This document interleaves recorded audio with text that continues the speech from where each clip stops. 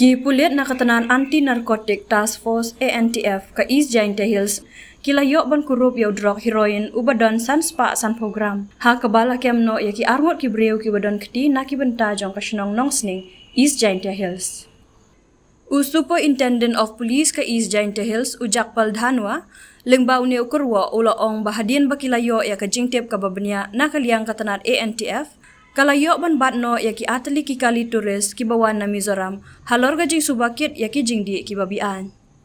Ula ong ru bakan ne ga jing ukurup kalawan long hadian baki pulit ka ANTF harangkat ki staff jong ka umtra check gate nalor ki pulit ka Kliriat Police Station hapo ka jing alam jong additional superintendent of police ka East Giant Hills uba ban rap lang jerwa kila penlong ka jing talasi hapo ka shnong nong sning ha East Giant Hills hadian baki lasaki ya ki teki atli ki kali hakapor kumba pralai po menstem.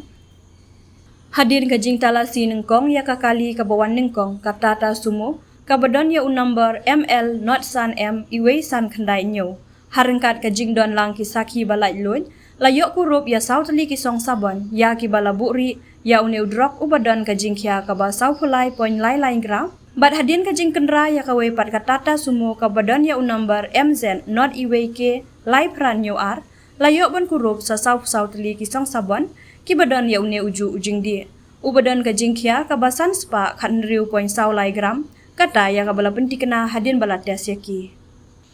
kine ki breu ki bala syak kemno ki dei ki bala tip kerteng kum u Lawrence Zamon puya lai puar bat ulal mal sawa lai punrius nemrta na kine ki pulit ki layok ru ban kurup no ya ka pisa ar hajar ar spa tengka kontop ya atli ki mobile phone.